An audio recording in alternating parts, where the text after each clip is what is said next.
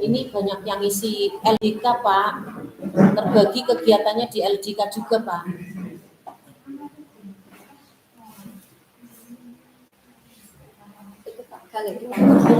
Terus yang mau bahasa Indonesia apa? Itu kalau di depan kurang itu.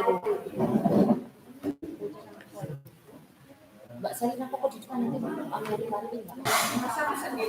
Nah itu sama Mbak Ida, Mbak Ida depan sama Mbak Salina.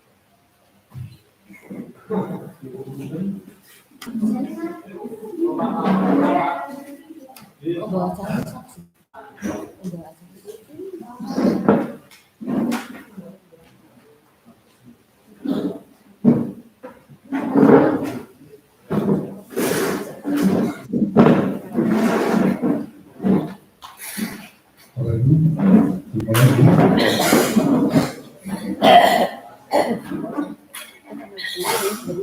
Assalamualaikum warahmatullahi wabarakatuh. Salam sejahtera bagi kita semua. Yang terhormat Bapak Kepala Sekolah SMA Negeri 1 Grid, Bapak Sugianto SPD MPD. Yang terhormat Bapak Agung Prabowo SNI dan MSI. Yang terhormat Bapak Agung Subandao SPD MSI Agus Suganda SPD MSI beserta tim.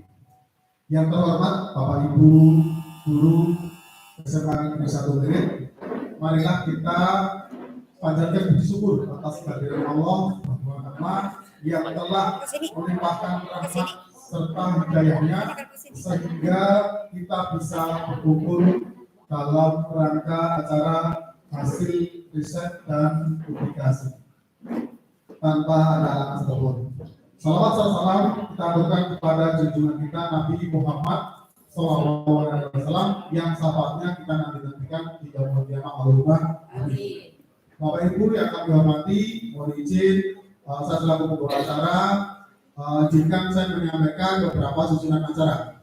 Acara yang pertama yaitu pembukaan, acara yang kedua sambutan, acara ketiga acara inti, dan acara keempat lain-lain, dan kelima penutup. Bapak Ibu, marilah kita bersama-sama membuka acara pada siang hari ini dengan membaca basmalah bersama. Untuk acara yang pertama yaitu pembukaan kita, kemudian yang kedua sambutan dari Bapak Kepala Sekolah SMA Negeri 1 Grid, Bapak Sugianto SPD MPD. Kami persilakan. Terima kasih para seluruh SPD di Indonesia. Assalamualaikum warahmatullahi wabarakatuh. Waalaikumsalam warahmatullahi wabarakatuh. Selamat siang Bapak semuanya. Siang.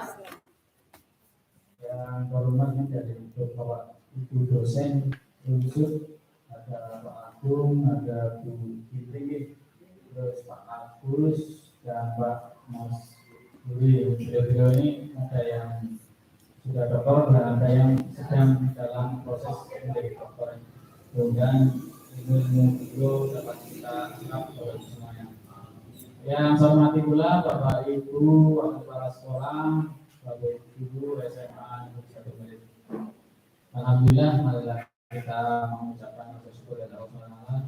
Pada siang ini kita diberi nasihat dan bisa berjumpa kembali dengan beliau-beliau dari unsur dalam rangka membimbing kita untuk menulis artikel ilmiah.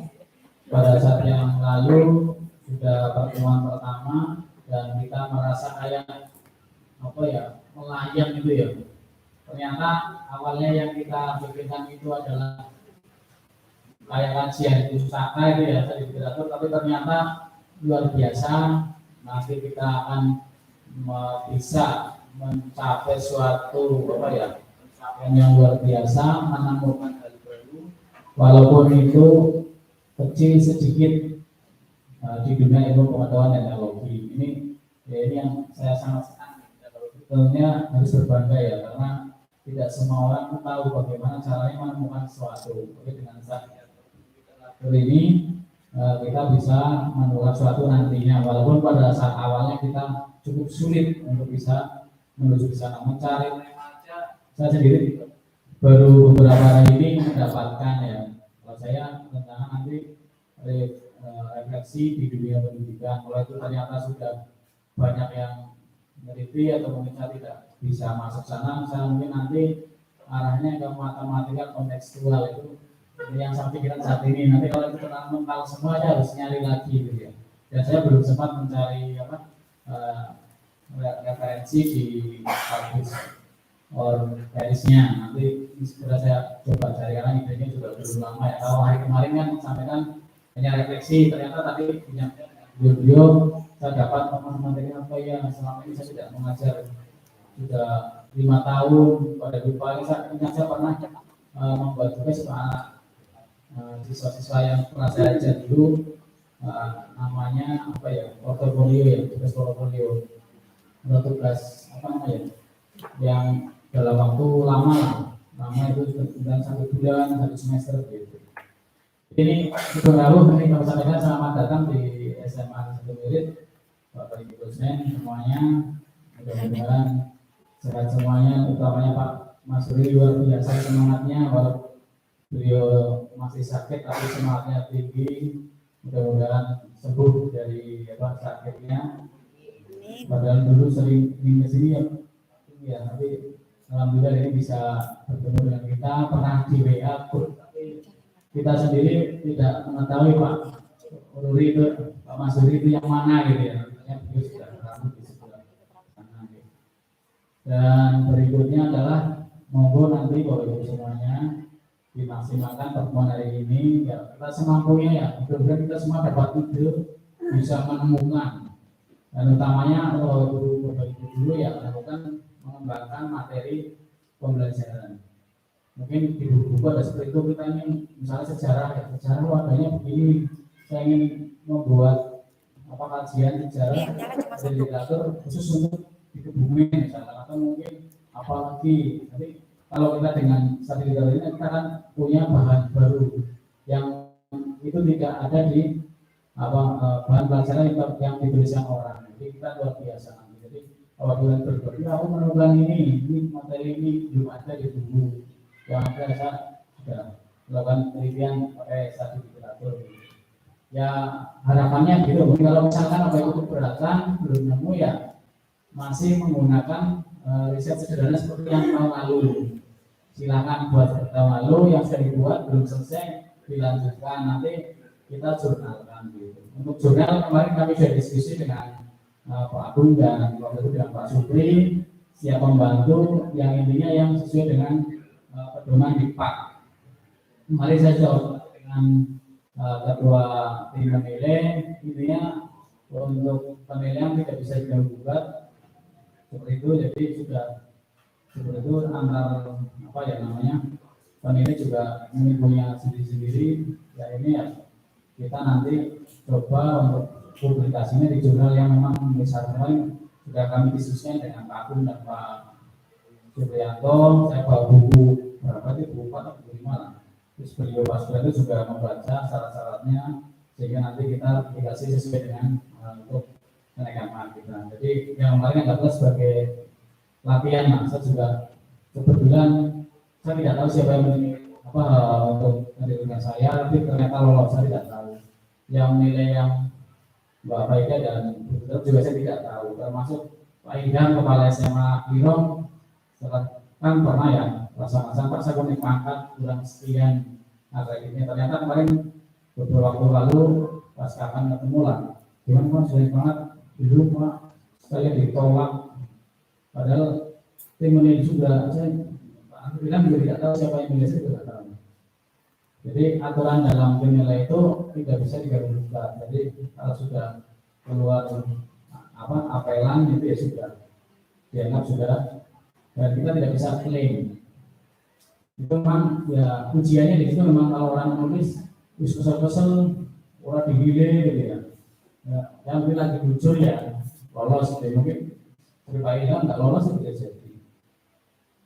Ya memang nanti ini untuk tim menilai ya ke depan kalau masih ada tim menilai nanti saya akan coba lah yang artikel ilmiah yang kemarin di besok itu nanti didiskusikan apakah itu layak apa tidak. Maksudnya ini syarat untuk jadi pedoman apa atau tidak gitu. Jadi monggo Bu Mbak Faida dan Bu Tenten semangat ya. Besok diajukan di jurnal yang ini syarat kemarin kan dibalut latihan, dan dari Pak Agus sendiri juga kalau di dosen itu dipakai ya Pak, dipakai bisa dipakai, tapi kita malah tidak kan aneh gitu ya. Terus kita sudah mengajukan tapi sudah tidak bisa sudah berarti kan tidak bisa diproses. Paling nanti saya internal di tim kalian akan mencoba pas ada pertemuan apakah itu layak atau tidak gitu. Kalau layak berarti ya tahun depan bisa dinilaikan gitu, untuk yang saat ini belum dapat nilai. Jadi tetap semangat oke. Ini suatu yang luar biasa. Kita tahun kedua. Nanti rencana kalau kita masih berlanjut sesuai dengan apa yang oleh Pak Agung dan kawan-kawan, Bapak Ibu dosen yang lain, tahun depan kita ke RND. Jadi oke, membuat namanya media atau membuat punya metode model pembelajaran apa, tapi modifikasi misalkan akan di kelas terus nanti jadikan RND. Tapi yang kali ini memang tadi literatur saya juga tidak tahu ternyata lebih sulit dari yang kemarin. Dan kalau RND termasuknya kalau saya pilih kalian yang lalu terasa ini agak berat karena harus coba ya. Nah, akhirnya kita buat nanti tahun depan rencananya. Kalau Pak Agus sih mintanya di tahun ini ya Pak. Tapi saya kalau setelah melihat situasi kemampuan kondisi guru tampaknya ini belum bulat. Dari sederhana, teratur, baru LMP tahun. Saya kira demikian.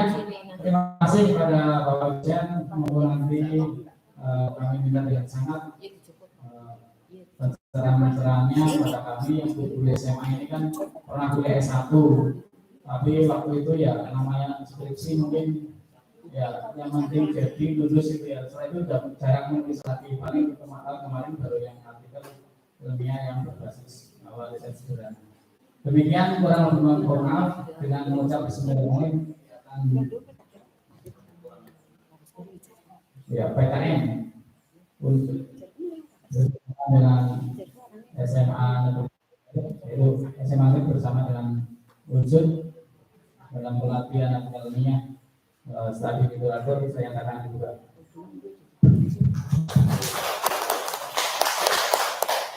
Terima kasih banget. Assalamualaikum warahmatullahi wabarakatuh. Waalaikumsalam.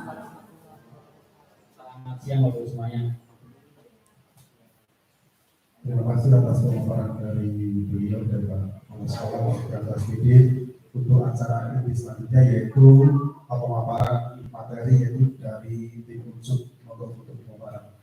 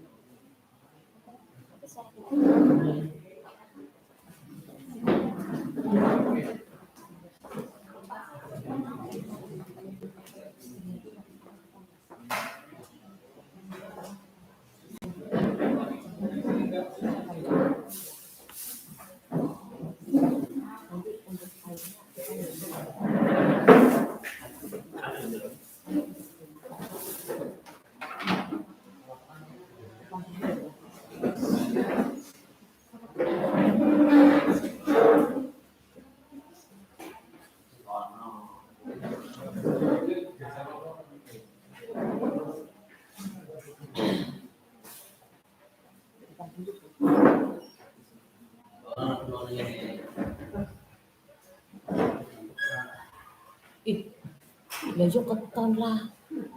Pak Slamet. Ini kelihatan.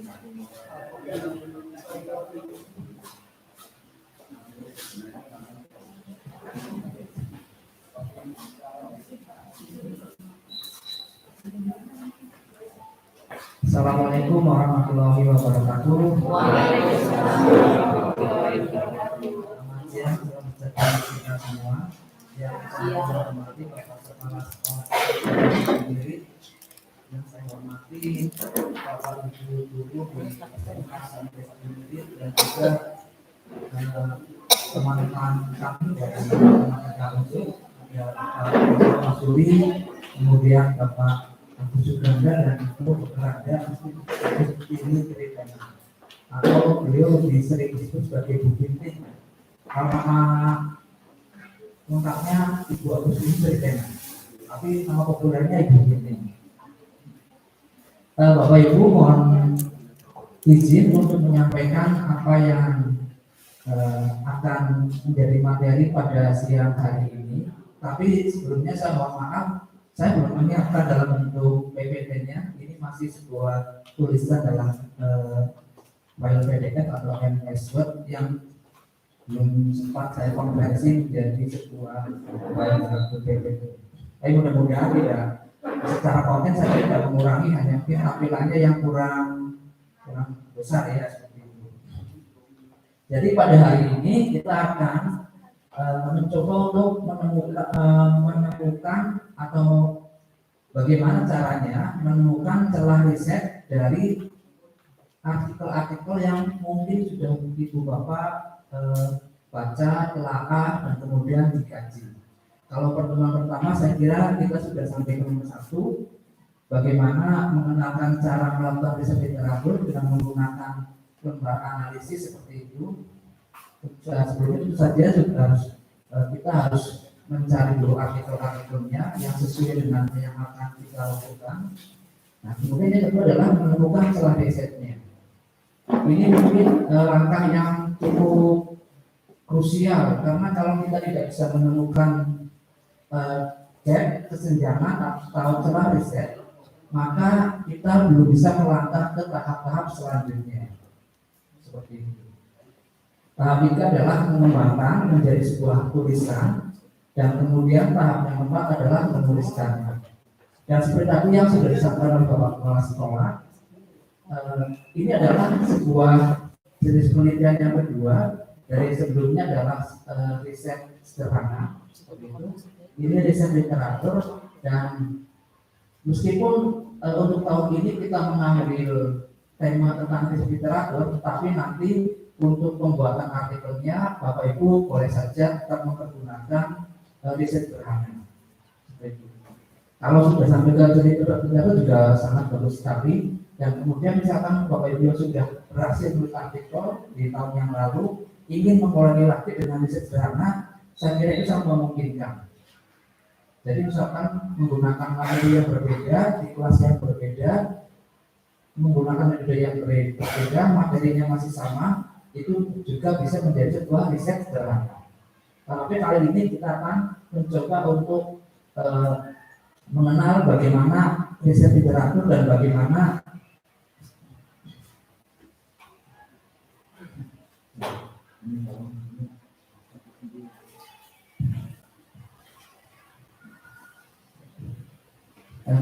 menemukan celah risetnya seperti itu. Jadi langkah-langkah dalam riset itu adalah yang pertama melakukan analisis konten terhadap literatur yang akan kita gunakan. Ini bisa dilakukan dengan menggunakan lembaga analisis literatur yang mudah-mudahan sudah sempat dilakukan untuk satu saja artikel. Yang kedua menentukan hasil utama dari setiap artikel atau literatur yang kita kaji. Yang ketiga, kita bisa menentukan kelemahan-kelemahannya atau kekurangan-kekurangannya atau apa saja yang dulu dilakukan oleh orang lain di dalam artikel yang mereka tulis. Jadi dengan 3 langkah tadi kita bisa tahu apa yang sudah dihasilkan orang, kemudian apa yang belum dilakukan oleh orang lain, maka kemudian kita bisa mencoba untuk mengira-kira di mana peluang kita, di mana posisi kita untuk bisa menemukan celah risetnya.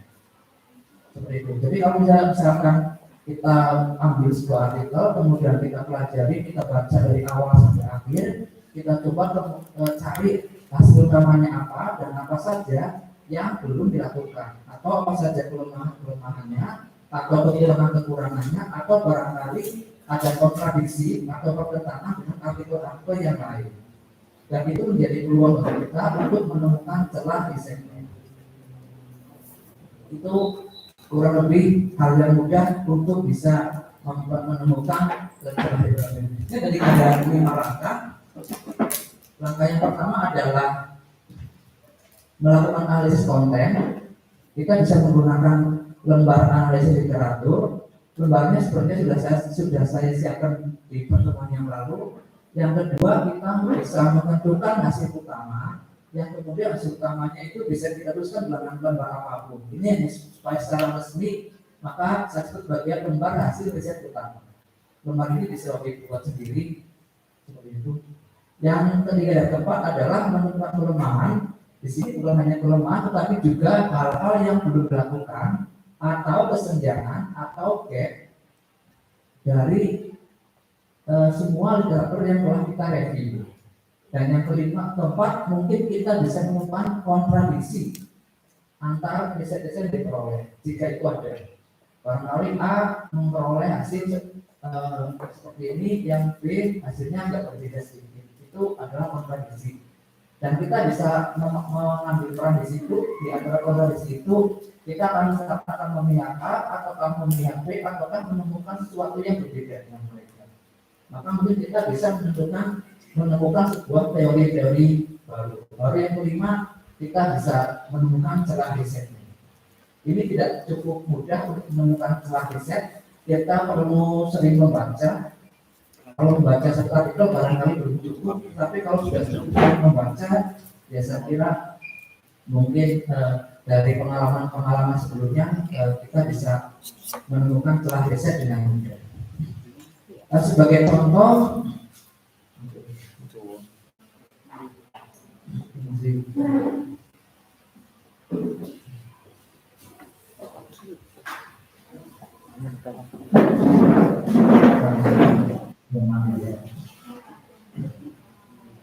nah ini misalkan saya akan langsung, karena ini dari kamu cukup banyak, ada ini yang kita juga akan barangkali Mas Nurdin menyampaikan pemaparannya dengan Pak Kus dan Pak Masuri. Bagaimana menemukan celah riset? Saya pertama mengambil contoh dari artikelnya Bapak Makarius. Artikel ini ditulis pada tahun 2007. Artikelnya membahas mengenai skala lambda. Ini teknik matematika. Dia juga dipelajari di dalam bahasa daerah.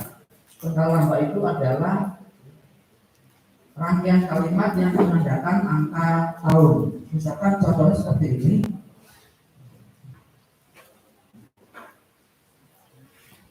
Nah,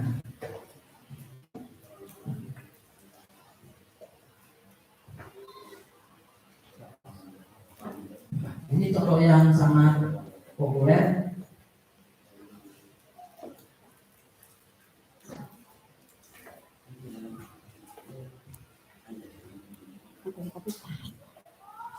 Kurang. Ya, sirna ilang pertanian bumi. Saya masih ingat ketika dulu masih SMP, kemudian ikut pelajaran bahasa Jawa. Waktu itu gurunya Pak Dalio. Beliau lahirnya di Taundal, barangkali deh. Tahun Jawa Taundal, namanya Pak Dalio.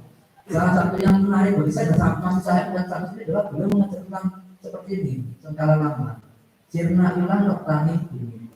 Ini sebuah kata yang barangkali kemudian bisa kita eksplorasi lebih jauh untuk menemukan celah riset. Dan nanti kita bisa menemukan di beberapa mata pelajaran yang dilakukan berdasarkan sirna ilang petani bumi ini.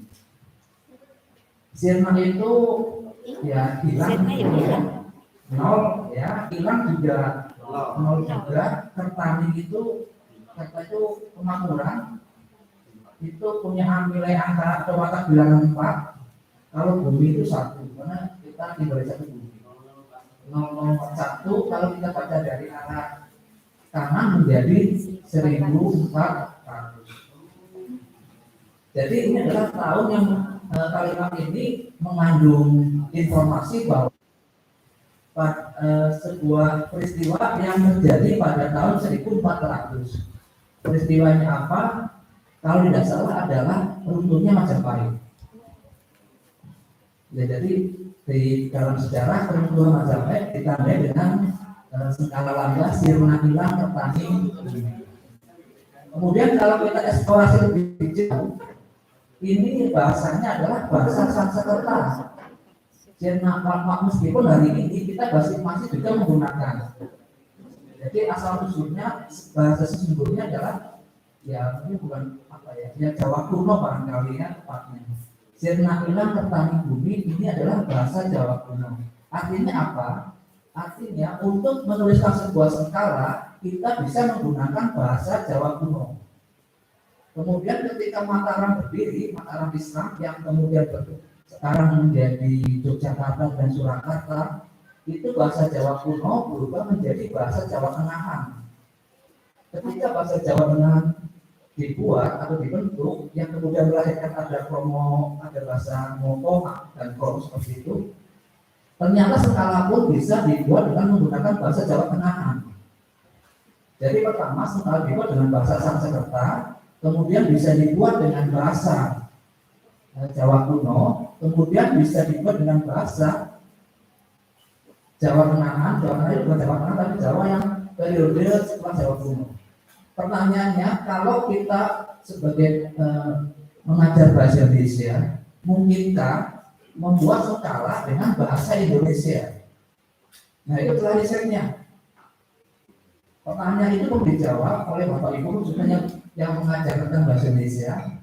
Mungkin nggak membuat skala lambda dengan menggunakan bahasa Indonesia? Silakan diekspor, kemudian itu bisa menjadi tulisan. Kalau bisa mengapa, kalau nggak bisa kenapa. Kalau bisa contohnya apa? Itu dari bahasa Indonesia. Jadi dari ini saja kita sudah bisa menemukan sebuah celah riset untuk penelitian di bidang bahasa Indonesia. Mungkin tidak kira-kira membahas skala dalam bahasa Indonesia. Misalkan ya kalau hilang rusak itu apa? Untuk menyatakan tahun 2000, misalkan sekarang adalah tahun 2023. Berarti kan 3 diwakili oleh kata apa? 2 diwakili oleh kata apa? 0 oleh kata apa? 2 lagi oleh kata apa? Tapi kita menggunakan bahasa Indonesia. Kalau ini adalah bahasa Jawa kuno. Itu sudah dan itu saya kira sampai saat ini belum ada orang yang menuliskan itu. Belum ada orang yang menggagas bagaimana mungkin tidak menulis skala dengan bahasa Indonesia. Itu dari bahasa Indonesia. Sekarang kalau kita lihat lagi, ini adalah tahun 1400, kalendernya adalah kalender Saka.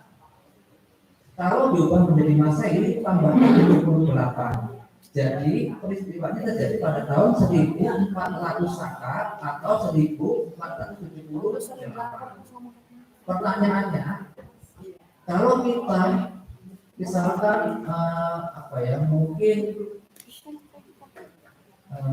ya sebagai pengajar agama Islam barangkali begitu ya. Pertanyaannya, sejak kapan kalender Hijriah digunakan untuk pembuatan skala lambda? Pernahkah sejak kapan pertama kali? Ini bisa menjadi pertanyaan yang bisa diungkap atau dijawab melalui sebuah artikel. Jadi pertanyaannya sangat sederhana. Sejak kapan kalender Hijriah digunakan? Itu saja. Kalau ini yang sudah pernah digunakan adalah kalender Saka pernah, kalender Jawa pernah, kalender Masehi pernah, kalender Hijriah juga sudah pernah. Cuma pernahnya pertama kali sejak kapan? Mungkin dari situ kita bisa kesimpulan bahwa kira-kira kapan sih kita menggunakan kalender Hijriah untuk pertama kalinya? Atau kalau ini ya untuk pertama kalinya digunakan di dalam pembuatan skala lambda. Jadi dua hal itu dari dua sisi itu, dari bahasa Indonesia bisa, dari konteks agama Islam juga bisa, hanya untuk mengetahui sejak kapan al-hijrah digunakan, itu juga bisa. Mungkin contoh yang lain,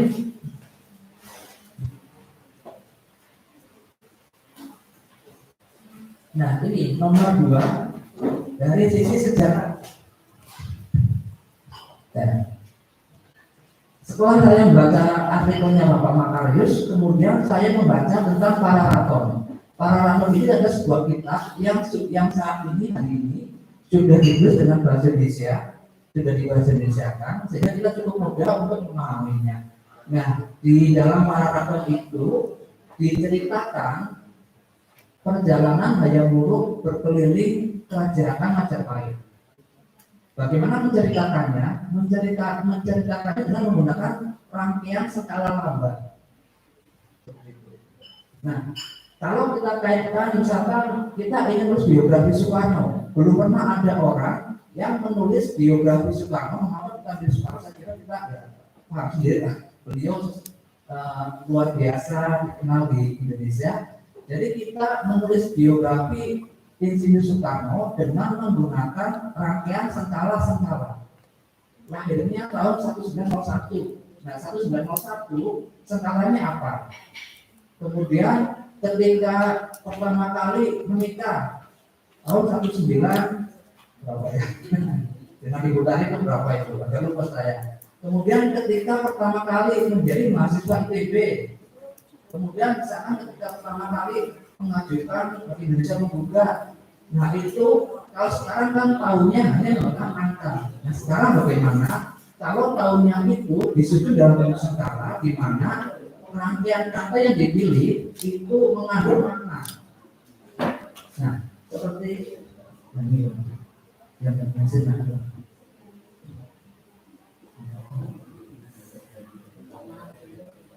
Nah ini bukan hanya sebuah kata-kata yang dipilih, ini punya makna. Sirna ilah pertanah bumi adalah kemakmuran bumi, kemakmuran Pulau Jawa yang sirna ilah itu adalah hilangnya 2 kali, jadi amat sekali hilangnya. Jadi ya praktis begitu, dramatis hilangnya, kemakmurannya.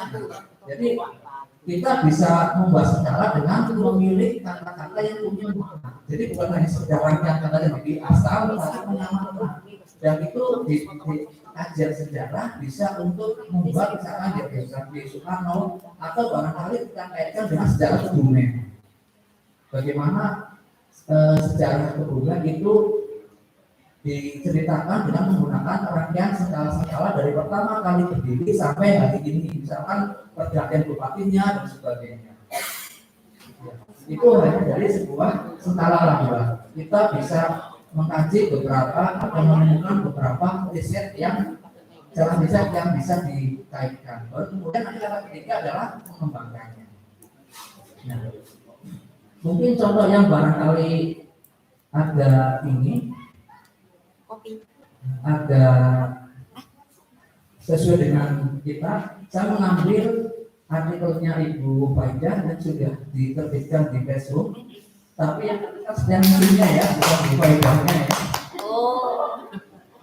Yang belakangnya kan aturan penulisan di pustaka yang digunakan nama belakang, bukan nama depan.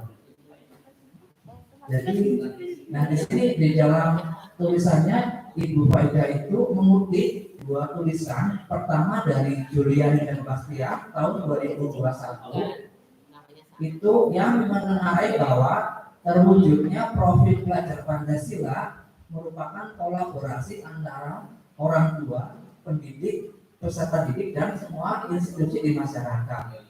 Kemudian saya ambil juga artikel yang dikutip oleh Ibu Faidah, yaitu Rusnaini dan kawan-kawan 2001 yang menemukan bahwa ada implikasi bahwa profil pelajar Pancasila mampu membentuk ketahanan pribadi peserta didik.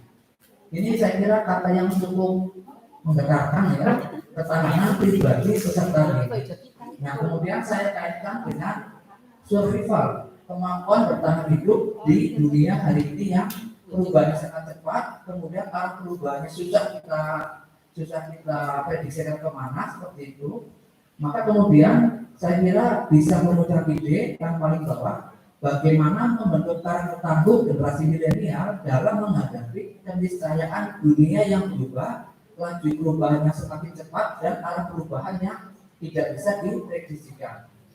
Ini sebuah pertanyaan yang perlu dijawab dalam sebuah artikel ilmiah.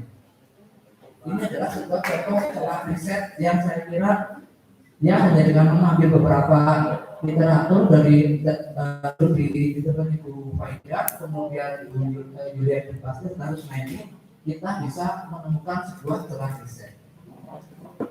Jadi saya kira untuk video atau bapak yang lain yang sudah menerbitkan artikelnya, di situ pasti telah mengutip beberapa artikel yang lain. Saya kira seperti itu. Dan artikel itu bisa kemudian dicari celahnya. Kira-kira apa sih yang bisa saya lakukan untuk mengembangkan atau menulis sebuah artikel ilmiah berbasis riset literatur.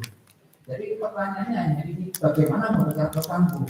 Tetapi ya itu berbasis sekarang ya, di mana dunia cepat berubah, laju perubahannya semakin cepat, dan arah perubahannya itu tidak bisa diprediksikan. Jadi kata kuncinya ada 4, karakter tangguh. Yang kedua adalah keniscayaan yang dunia yang berubah, laju perubahan yang semakin cepat, dan arah perubahan yang tidak bisa diprediksikan. Ini saya kira sebuah ide yang bisa dikembangkan untuk menjadi sebuah celah riset untuk riset literatur. Ya.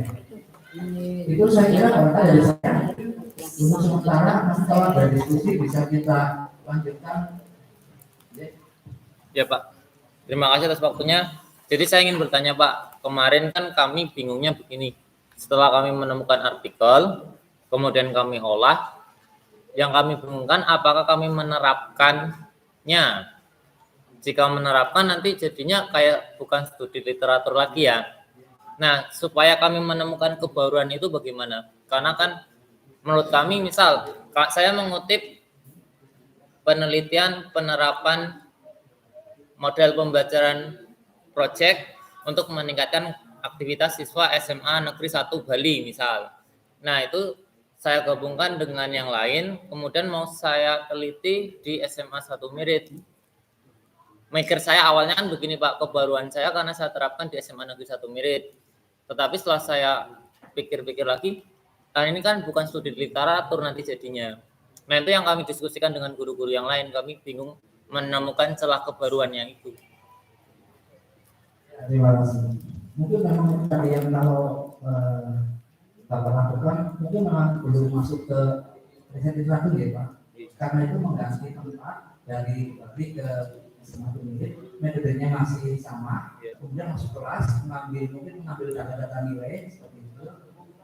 Ya saya kira itu mungkin ya belum bisa dikategorikan sebagai riset literatur, tetapi kalau dilakukan juga bisa untuk menjadi riset yang lain, riset sejarah barangkali seperti itu juga bisa. Nah untuk sampai riset literatur ini sebenarnya lebih terkait dengan apa? Itu lebih teoritis Pak sebenarnya daripada arahnya ke praktek. Kita misalkan kalau mungkin futuristik seperti itu, kedepannya kira-kira kalau sekarang metodenya ini metode ini kedepannya bisa dikembangkan dengan cara yang apa lagi? Jadi mengkaji metodenya, misalnya metode A, kemudian A ini katakanlah punya kelemahan, ketika diterapkan di Bali punya kelemahan, tetapi saya tidak akan menerapkan di sini, cuma saya mengkaji metode ini kelemahannya apa, kelemahan itu saya perbaiki. Nah itu seperti itu di situ dulu, kemudian publikasikan. Kalau kemudian mau dipraktekkan, ya berarti menjadi riset yang bukan literatur lagi. Memperbaikinya dengan literatur yang lain atau ya, literatur yang lain. Mungkin Bapak bisa menemukan kelemahan-kelemahannya Pak. Dari metode itu kekurangannya apa ketika dipraktekkan di tempat di sana di Bali itu. Nah sebelum dipraktekkan di sini, kita kaji dulu kelemahannya apa, kemudian kita tambahkan ini pendapat kita atau yang pendapat pribadi barangkali dari pengalaman selama ini di sini, tapi dalam tulisan teori dulu, belum jangan masuk ke kelas dulu dipraktekkan. Atau dari literatur yang lain yang barangkali juga membahas sesuatu yang mirip. Setelah itu baru nanti kalau sudah publikasi dipraktekkan oleh di sini seperti itu. Mungkin itu sementara itu barangkali. Monggo Bapak Ibu yang lain barangkali.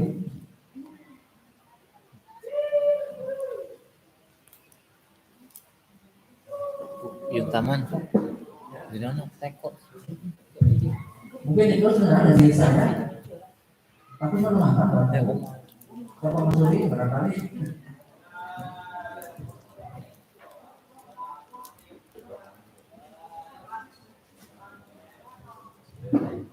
Terima kasih Pak Ibu. Saya sedikit menambahkan jawaban dari Pak Ibu tadi. Riset sepatu ya. Memang mungkin kita agak sedikit bingung kali ya kalau misalkan kita mempelajari beberapa menemukan beberapa artikel gitu dari beberapa jurnal, kemudian dalam artikel itu kebetulan isinya adalah PTK misalkan ya, kemudian tindakan kelas. Karena rata gitu ya kalau dulu ya. Iya. Ternyata di tempat itu kok bisa gitu. Tidak dilaksanakan seperti itu dan maksudnya bagus gitu. Nah, padahal apa yang diterapkan di tempat yang Bapak baca misalkan dalam artikel itu belum tentu bisa diterapkan di sini misalkan. Nah, itu artinya gap ya, Pak. Ada gap yang terjadi dengan metode yang akan dipakai gap. Kalau tempatkan di sana bisa, tapi di sini nggak bisa. Gitu. Kemudian Bapak teliti di sini, gitu. Kalau di sini nggak bisa. Gitu. Nah, kalau tadi yang Pak Ageng sampaikan itu mungkin ada sesuatu yang terjadi nih.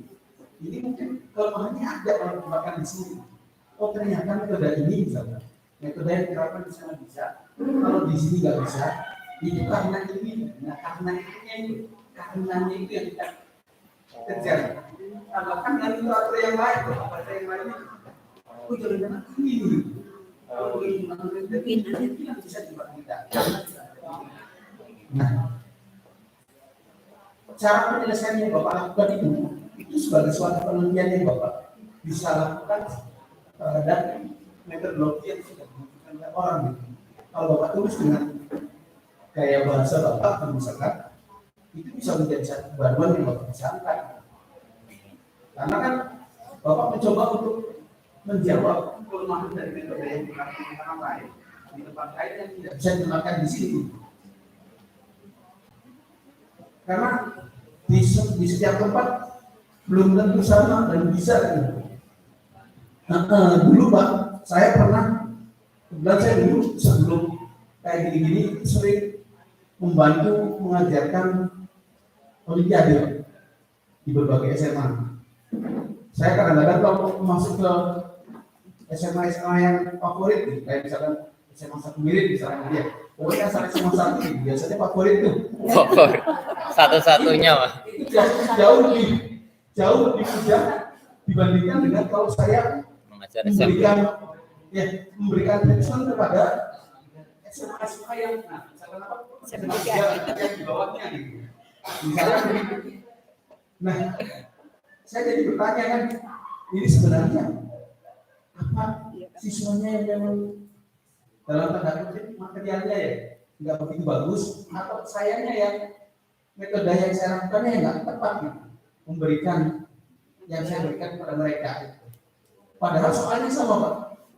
Saya pernah memberikan soal yang sama saat SMA itu ada yang menjawab itu cepat.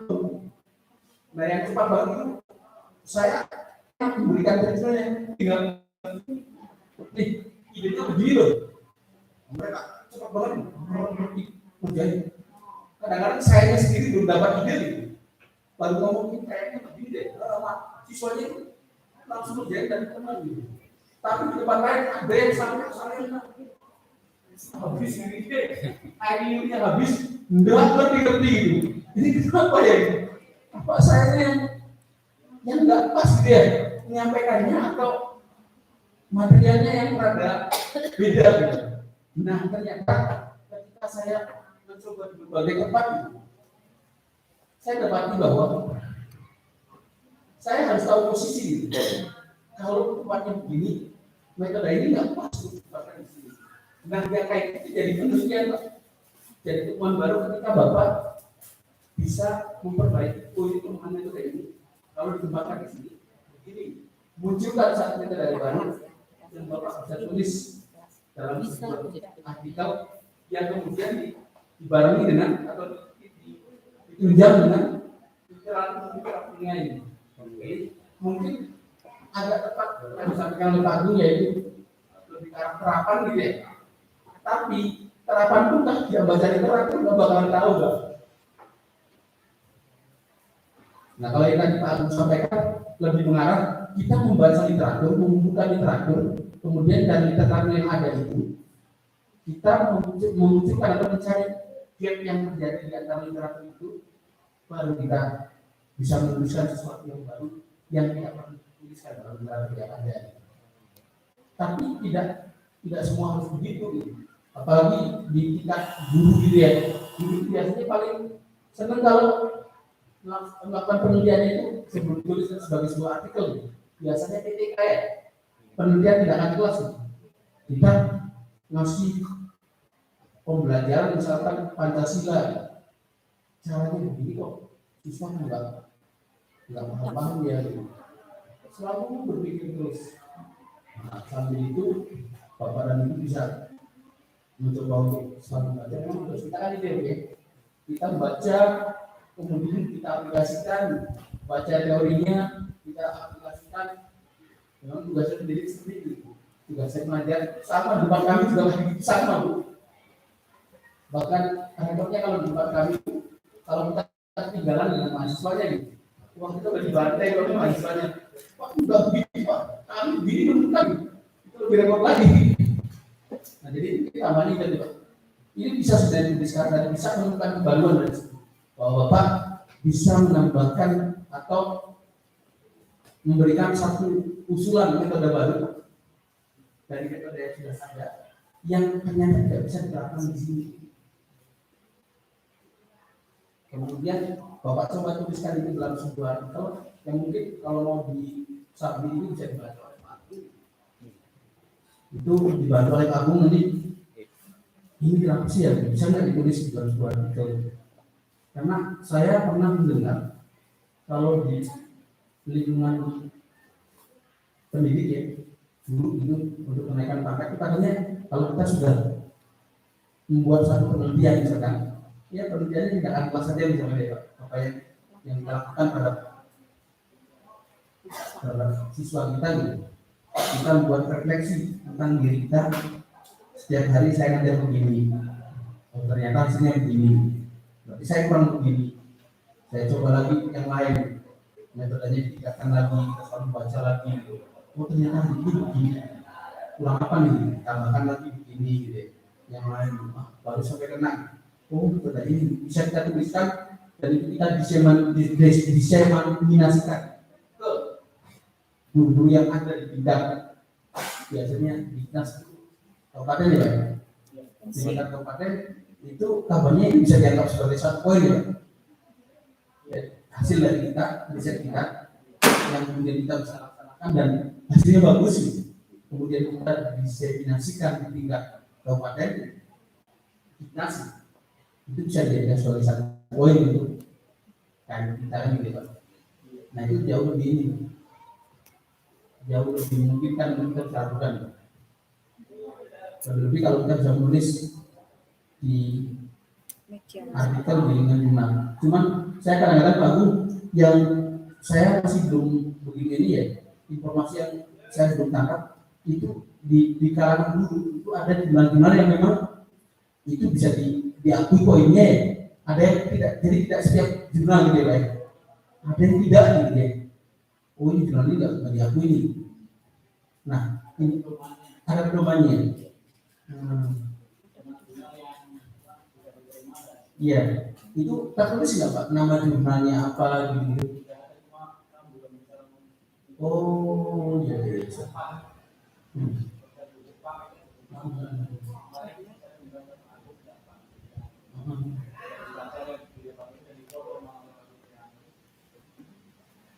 panduannya itu ya. Ya artinya biar apa yang kita tulis itu nggak sia-sia gitu. Tulisan kita bagus tuh, itu sering terjadi Pak. Saya di lingkungan perguruan tinggi pun sama. Saya tulis jurnal, saya sampai ke jurnal internasional, padahal jurnal internasional itu bukunya diakui. Susah untuk masuk ke sana. Begitu udah tambah sini, jurnal itu sudah di cancel gitu oleh pihak penilai. Berapa jurnal saya pun tahu. Jadi untuk naik pangkat golongan 4 gitu. Wah, saya harus balik lagi. Tendang saya.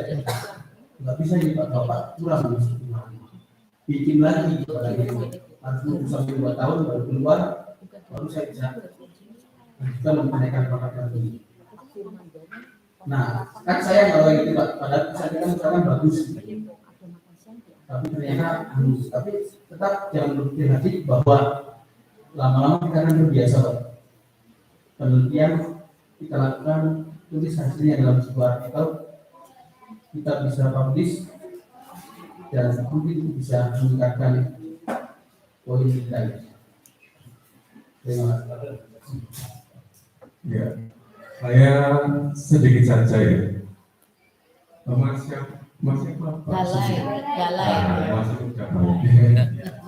Jadi ada 2 hal yang saya sampaikan. Betul apa yang dikatakan Pak Masri tadi ya. Jadi ada gap, berarti itu ada kelemahan. Saya tidak bisa berlaku di sini atau mungkin di tempat lain juga nggak bisa gitu ya. Jadi ada kelemahan di sana. Nah, apabila Mas bisa menangkap kelemahan dan memberikan argumentasi serta menyusun metode baru ya untuk memperbaiki metode tadi. Nah, itu masuk pada artikel riset. Nah, masuk artikel riset itu. Ini Pak Mansur ini punya teori baru tentang persamaan gelombang ya Pak Mansur. Jadi memperbaiki hasil-hasil dari penemuan sebelum Pak Mansur itu dia menemukan teori. Nah, itu masuk artikel riset. Nah, bagaimana kalau saya belum punya gambaran untuk memperbaiki teori tersebut atau metode tersebut. Nah, misalkan Bapak dari beberapa metode ya, kan metode kan banyak ya, tentu saja. Nah, Bapak melakukan mengkritisi dari metode-metode tersebut atau mungkin bisa menunjukkan kelemahan itu bisa juga masuk pada paper juga, namanya adalah paper riset literatur review. Nah, itu Pak. Jadi ada 2 hal Pak. Jadi kalau Bapak mengerjakan semuanya itu, jadi ada dua jenis paper Pak. Kalau Bapak ingin mengkritisi dan mereview yang metode yang sudah ada, itu bagian pada paper riset literatur review. Ya, paper literatur review maksudnya. Tetapi kalau Bapak bisa menemukan metode baru ya yang memperbaiki metode tersebut yang Bapak baca itu, nah itu masuk pada artikel riset. Nah itu. Nah sekarang Bapak mau yang mana gitu ya? Atau dua-duanya juga bisa gitu. Jadi sekali ya Pak, bahasa itu Sekali tepung. Sekali menggayung ya, 2 pulau kenapa ya 2-3 hari cabarnya nggak hilang-hilang. Nah itu saja dari saya. Terima kasih.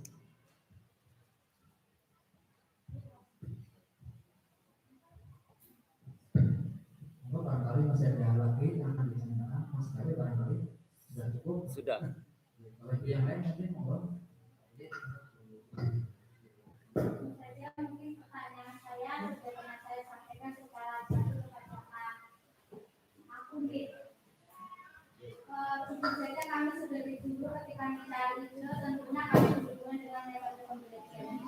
Salah satunya saya selaku guru matematika, saya menjumpai anak kadang kesulitan belajar kurang mengenal, sehingga saya mempunyai ide bagaimana mengembangkan lagu untuk agar anak itu senang belajar dan mengalami pembangunan materi kita menggunakan lampu matematika. Saya mendapatkan beberapa jurnal itu sebagian besar adalah di tingkat SD ataupun SMP. Apakah kalau saya pembaruannya itu di tingkat SMA termasuk studi literatur? Kemudian yang saya dapat itu rata-rata menggunakan ini. Jadi mereka sampai membuat sakit lagunya, sampai membuat CD. Apakah nanti saya juga cuma sampai kalau saya semacam itu saya karena mereka nanti di SMA juga mereka itu sampai saja atau saya harus membuat lagunya sampai saya seperti membuat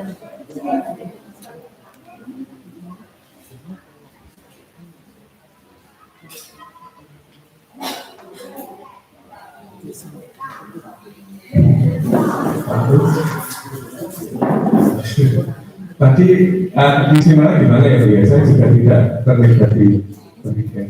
Tadi gimana ya Bu ya? Jadi Ibu melakukan apa?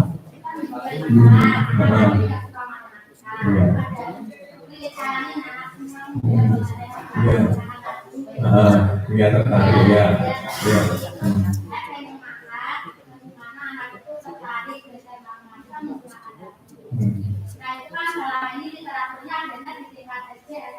Iya. Karena kan mereka yang punya anak bisa menyanyi. Iya. Tapi kan di SMA juga anak-anak juga ada yang suka menyanyi. Iya, iya. Kalau saya angkat, dan saya juga pernah melakukan satu lagu saya praktekkan di kelas, itu bukan dari karya saya, karena itu lagunya kehadiran di anak lagi jadi suka seperti itu. Maka itu bisa dijadikan sebagai studi literatur yang bisa saya angkat.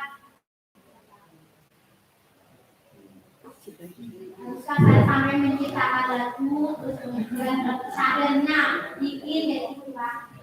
Jadi kalau jadi mungkin Pak tadi bisa menambahkan. Kalau studi literatur itu sebenarnya jadi dari penelitian dari literatur yang sudah ada ya kita review gitu ya. Dari kita review kemudian kita kritisi Bu. Ini dari kita kritisi itu bisa kita berargumentasi tentang kelemahannya atau mungkin apa namanya ada metode di situ yang kurang apa namanya ya mungkin terlalu panjang bisa juga atau mungkin ada shortcutnya kalau begini saja sudah cukup sebenarnya. Nah itu melakukan kritisi sebenarnya kalau literatur itu seperti itu.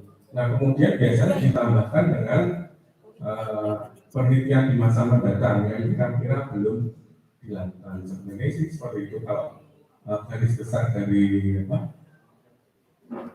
riset literatur review itu seperti itu. Ya. Jadi berdasarkan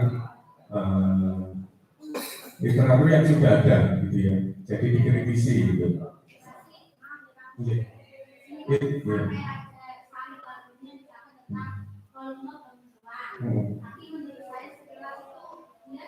Menggunakan ini ada perubahan yang lebih karena kan seperti ini kemudian dia misalkan dia pakai lagu apa saya bisa mengerti dan itu kurang pas karena tidak mencantumkan oh berarti itu sudah melakukan kritisi ya?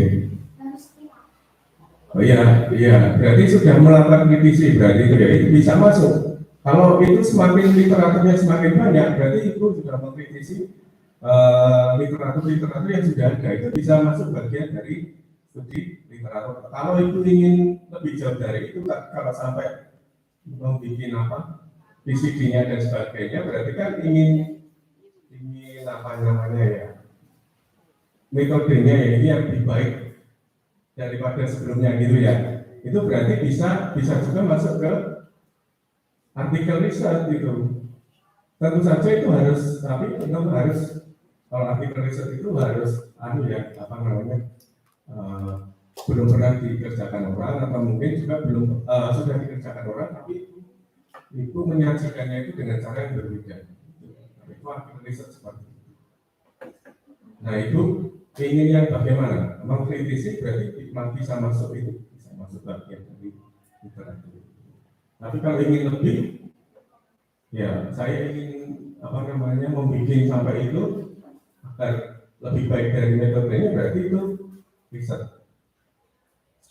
gitu Bu jangan saya jawab dari saya riset itu Ya Pak Abdul.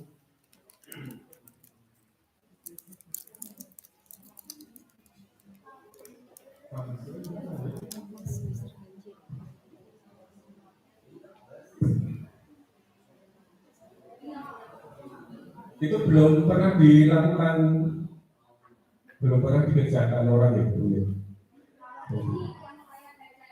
Semuanya pengembangan dan juga lalu matematika. Banyak ini bisa meningkatkan atau menciptakan. Kalau menciptakan kayaknya lebih.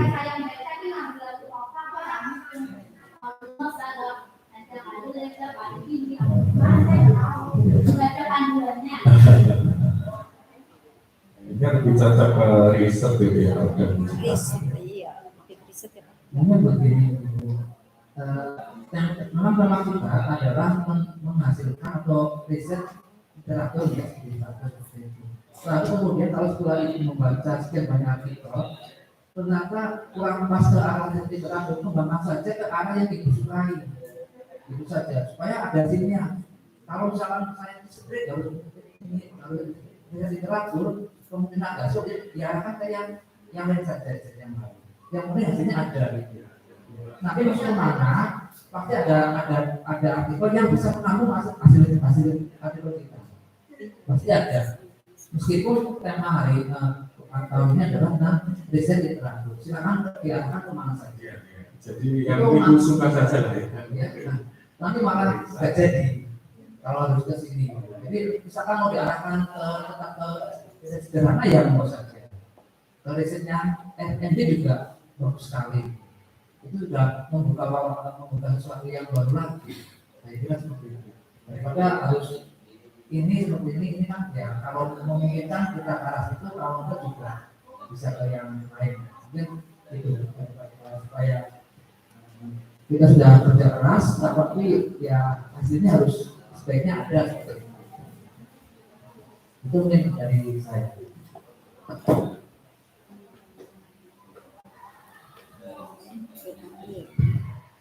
Apa ada mau dari presentasinya? Atau ini mau?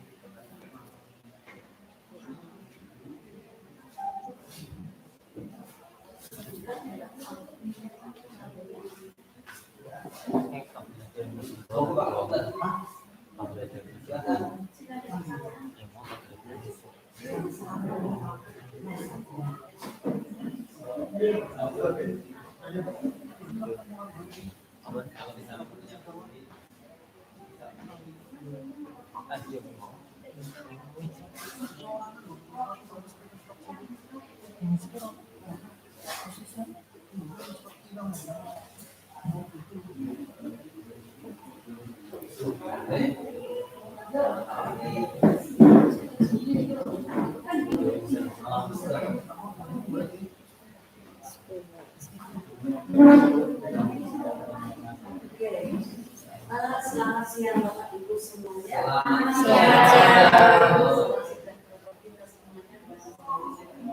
Di antara Bapak-Bapak ini, saya agak lain sedikit ya. Nah, kalau ini kalau saya tentang analisis regresi yang pengamatan.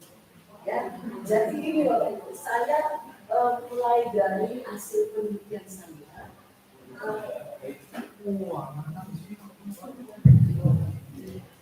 Kalau nggak salah Bapak Ibu pernah mengenal regresi ya. Nah, saya larinya ke sana. Regresi. Ya, jadi saya larinya ke sana, saya punya penelitian, tapi ini regresi non parametrik. Yang selama ini yang kita dapatkan regresi parametrik. Kalau ini ke non parametriknya. Jadi kalau saya di dalam regresi non parametrik ini sebenarnya banyak jenis-jenisnya ya. Ya, salah satunya ada kernel, ada spline, ada direct loyal, ya, ada direct ortogonal, ada KEF, begitu banyak jenis-jenis daripada regresi non parametrik ini. Ya, jadi kalau saya membawakan salah satunya ke spline, ya ke spline.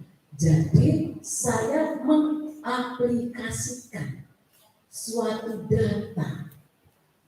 Kita punya suatu data, bagaimana mendapatkan suatu model regresi non parametrik itu. Ya, pertama dulu misalnya kita pakai metodenya PLS. Nah, terus nanti begitu banyak metode-metode yang kita gunakan di sana. Jadi saya makanya tadi saya bilang di antara bertiga ini saya decline. Jadi saya bisa kita ambil data atau kita punya data sendiri, mengaplikasikannya. Jadi ini persamaan suatu regresi sudah ada tapi belum lengkap. Kita turunkan. Nanti kita dapat di situ modelnya, sehingga ketika kita punya data ini tadi kita aplikasikan. Ya, ini suatu artikel juga. Ya, suatu artikel juga. Misalnya kalau ke Depoyer pasti Bapak Ibu punya ketemu trigonometri. Ya, sinus, kosinus, tangen, kotangen. Bagaimana membawakan fungsi trigonometri ini ke statistik, ke regresi non parametrik ini. Ya, jadi bisa kita aplikasikan suatu fungsi trigonometri ke regresi non parametrik. Ya, jadi ketika kita dapatkan di situ suatu modelnya, berarti itu suatu riset. Tapi itu risetnya bukan riset apa tadi yang literatur, karena kita punya suatu data. Atau kita buatkan, misalnya kita buatkan sinusnya sinus 2x pada sinus seperti itu, kita membuat fungsinya. Kita kepengennya menggunakan fungsinya apakah sinus, kosinus, tangen, kotangen, dan terserah sama kita. Sehingga nanti ini kita bawa dia ke statistiknya, ke regresi non parametrik. Ya, nanti di situ sebenarnya banyak yang kita ulas di situ. Pertama dulu bagaimana sifat-sifatnya. Dia punya sifat 3. Dia harus tidak bias, konsisten, dan efisien. Ini kita buktikan dengan secara matematika. Dan nanti fungsi kita ini apakah bisa disesuaikan dengan model yang kita dapatkan. Jadi nanti di sini kita mendapatkan suatu model, namanya model regresi Depoyer. Nah seperti itu, jadi saya larinya ke regresi non parametrik. Nah, jadi nanti grafiknya itu juga seperti ini, di mana titik spotnya atau halusnya itu yang perlu kita cari, ya, menggunakan titik knot katanya, ya. Terus kombinasinya kira-kira berapa yang kita gunakan. Nah, jadi tujuan penelitian saya ini satu-satunya adalah bagaimana mendapatkan suatu model yang terbaik. Ya, jadi di sini mendapatkan model. Saya tadi ibu ini membuat suatu lagu. Saya itu SMA, guru saya itu matematika agak kejam. Kejamnya, kalau kita nggak hafal sinus sekian berapa, grafiknya berapa, dia nggak mengizinkan masuk kelas. Nah, saya berusaha, ini gimana caranya ya, supaya saya selalu nggak bisa ketinggalan matematika. Sehingga saya membuat lagu.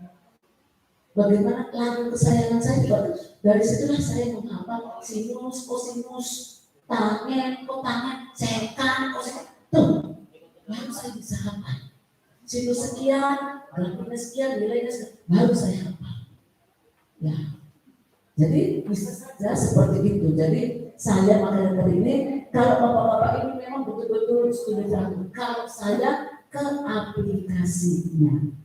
Ya, jadi kalau misalnya kita lemah dalam studi literatur, kalau misalnya kita masih belajar membuat suatu artikel, bisa kita menggunakan suatu data. Ya, misalkan kita buatkan fungsinya. Kalau tadi kedai poli, ya kita sendiri yang membuat fungsinya. Ya, terus membuat fungsi itu nggak sembarangan.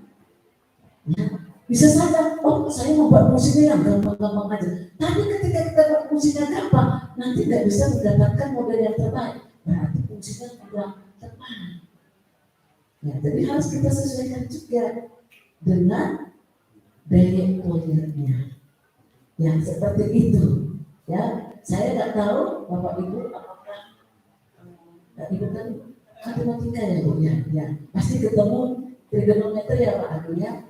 Ya, jadi seperti itu. Nanti ini semuanya dicari satu-satu. Jadi untuk mendapatkan model di sini nggak segampang ini. Nah, jadi banyak langkah-langkah. Apakah harus menggunakan fungsi trigonometri? Ya, kalau kita ke daya pola yang penting dia berbentuk suatu gelombang. Ya, misalkan curah hujan. Kira-kira apa lagi yang bisa berbentuk suatu musiman. Jadi dia berbentuk suatu gelombang. Atau nanti kita misalkan gelombang radio. Ya, itu bisa kita masukkan suatu datanya. Bagaimana mendapatkan model dari model yang terbaik. Ya, itu hasil penelitian saya. Ya, seperti itu. Monggo, kira-kira apakah ada masukan? Jadi saya aplikasikan ke Twitter ya Pak ya. Nah, monggo ada yang menambahkan silakan. Pak Islam.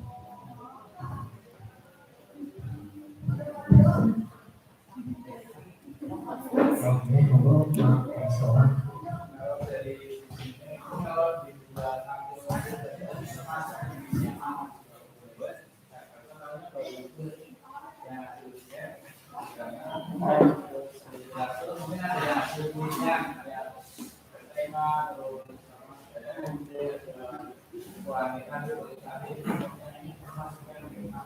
Mbak Monik.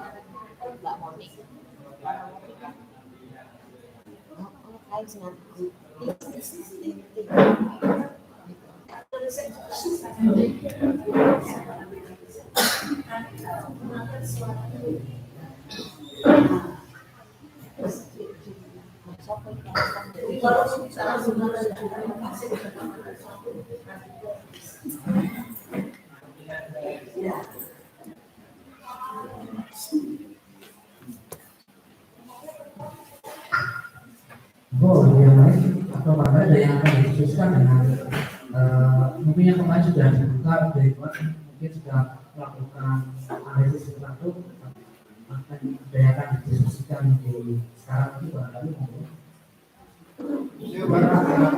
Mau tanya metode Pak, metode dalam riset literatur itu apa saja nih? Terus satu lagi dari beberapa artikel literatur yang saya baca ada istilah metode prisma ya. Nah,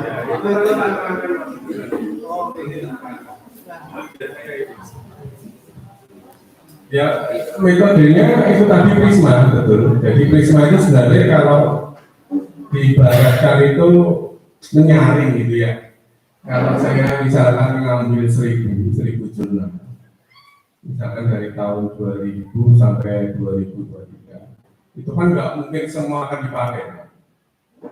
Harus disaring dulu ya, disaring dulu. Misalkan disaring itu, misalkan ini yang disertasi nggak saya pakai nih, gitu ya. Atau mungkin yang apa namanya prosedur nggak saya perlukan. Nah itu apa di exclude itu, ya di exclude sampai menemukan jurnal yang dibutuhkan. Kemarin saya ngambil misalkan 1000, saya kurangi itu Pak yang apa namanya kayak disertasi, tesis, apa prosedur, kemudian kalau jurnal nggak lengkap gitu ya, nggak lengkap gitu, saya hilangkan sampai dapat 500 Pak.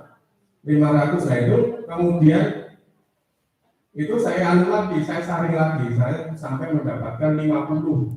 Jadi yang saya butuhkan 50 yang sesuai dengan topiknya gitu. Topik yang saya pakai dan jurnal yang bagus gitu ya. Saya pakai 50. Nah, proses dari itu namanya Prisma, Pak.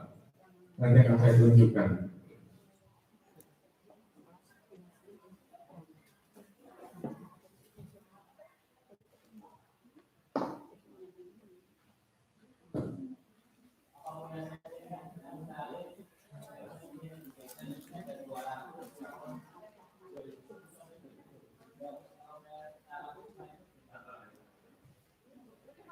Sebagai contoh saja, jadi tergantung selera manusia dan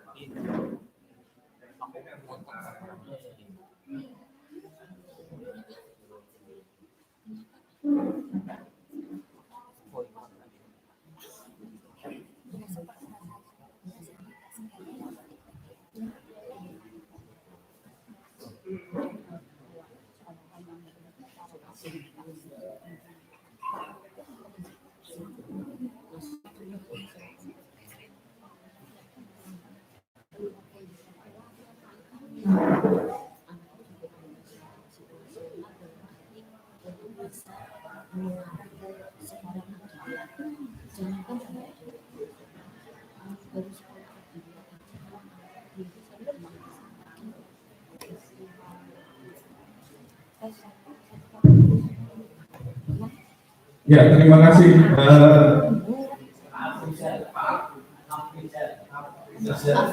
Terima kasih, pertanyaan bagus. Sekaligus mengagetkan saya. Bagus karena memang pasti akan di situ kalau literasi. Akhirnya ternyata dulu tahu sudah gitu. Jarang gitu ya. Jarang yang dulu sampai tahu di situ gitu. Ya, kaget sekaligus surprise bagi saya Pak Sugianto.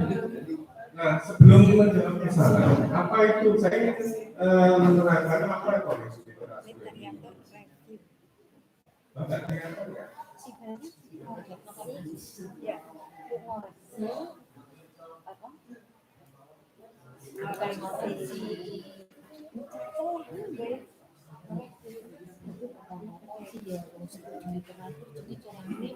Sinau literatur, sinau jurnal kayak banget sinau ini kira-kira mana yang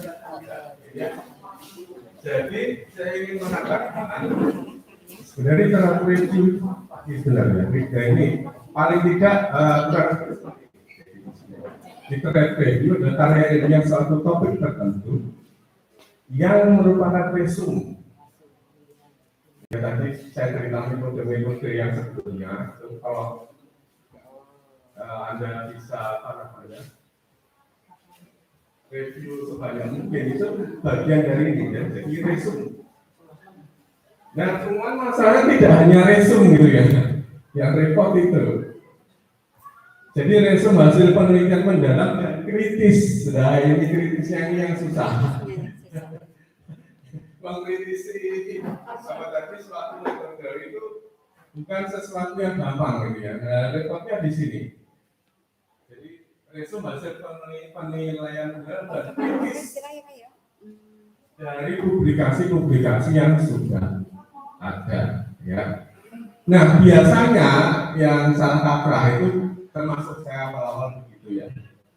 Pengertiannya adalah jadi penelitian-penelitian yang dulu itu biasanya saya resum gitu ya. Jadi metodenya apa, hasilnya apa, seperti itu kalau ada mengkritis juga. Nah, bukan itu yang dimaksud.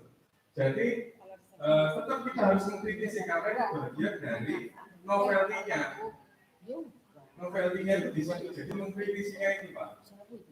Ya, jadi tidak sekedar mereview dari yang sudah ada, tapi juga sekaligus kritisi. Nah, saya ingin menjawab tadi metode Prisma ya. Saya kalau keluar dari sini saya tunjukkan punya saya ini. Nah ini. Nah, ini.